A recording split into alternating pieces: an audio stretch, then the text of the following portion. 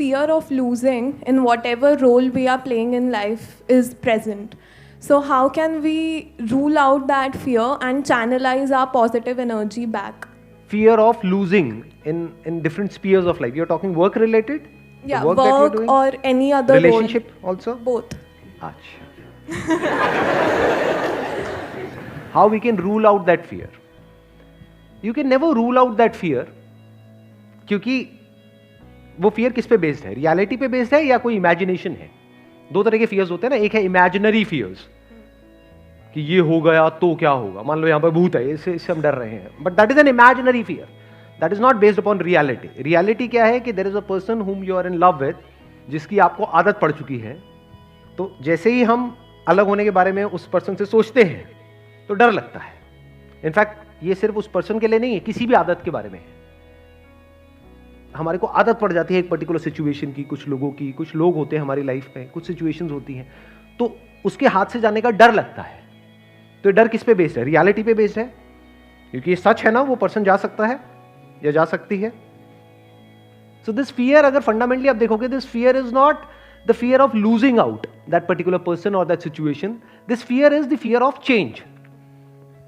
हमको बदलाव से डर लग रहा है, क्योंकि ऐसा नहीं है कि वो जो पर्सन है वो दुनिया का आखिरी है. कि जिसके भी साथ आप रिलेशनशिप में, वो दुनिया की आखिरी लड़की थोड़ी है. आखिरी है क्या? नहीं है, और भी है, उससे बेटर भी है. बेटर भी क्या होता है? आपके स्टैंड पॉइंट से है कि वो बेटर है या नहीं है. वही लड़की किसी को अच्छी लग रही होगी, किसी को बुरी लग रही होगी. This is just a standpoint. Main point क्या है? We are afraid of change. तो जब तक we are afraid of change in life, and death is a part of this change.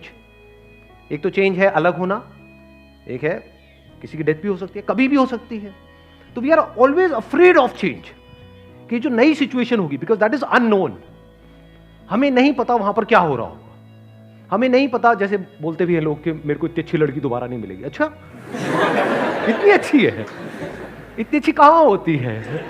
कैसी होती है? मैं भी देखना चाहूंगा.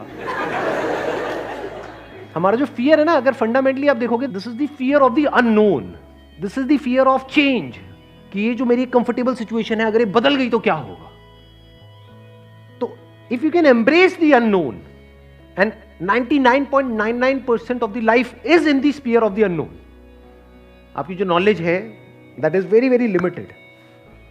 वो तो 0.00001% है, जिसके अंदर आप गोल गोल घूम रहे हो और उसको पकड़ करके बैठे हो. आप कह रहे हो बस यही लाइफ है. अगर ये मेरे हाथ से चली गई, जो भी इस लाइफ में है, लोग हैं, सिचुएशंस है, जो भी कुछ है, ये चला गया तो मेरी लाइफ ही बेकार है. जबकि ऐसा नहीं है.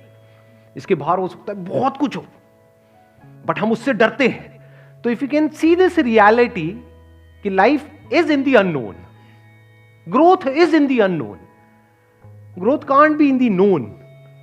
If you can embrace the unknown, unknown जिसको चेंज बोलते हैं, which is the very nature of life, which is the very nature of everything, because nothing is static in life. If you can see it as a fact कि सब कुछ बदलेगा. ये बात अभी समझ नहीं आएगी आप लोगों को इस एज में.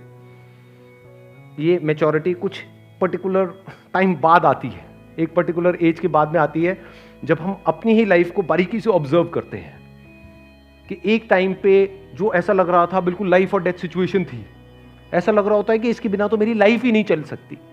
सब कुछ खत्म हो जाएगा. कुछ भी खत्म नहीं होता है. लाइफ चलती रहती है और बेटर होती रहती है, अगर अंदर से आप सीख रहे हो, अंदर से आप ग्रो कर रहे हो. अगर वहीं पे स्टक हो गए हो, जो पास्ट में कुछ था, बस उसी में आप स्टक हो गए हो, तो you are not changing with life. Life बदल गई है लेकिन आप नहीं बदल रहे हो. If you constantly change with life, there is no fear. उस चेंज में क्या आ गया? सब कुछ आ गया. कुछ भी बदल सकता है, कुछ भी हो सकता है.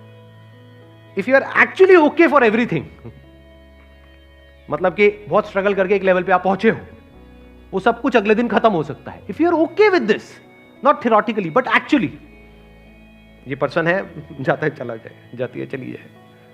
If you are actually okay with it, तो कोई प्रॉब्लम नहीं. Then there is no fear. Then you are living a fearless life. इसी को फियरलेस लाइफ बोलते हैं.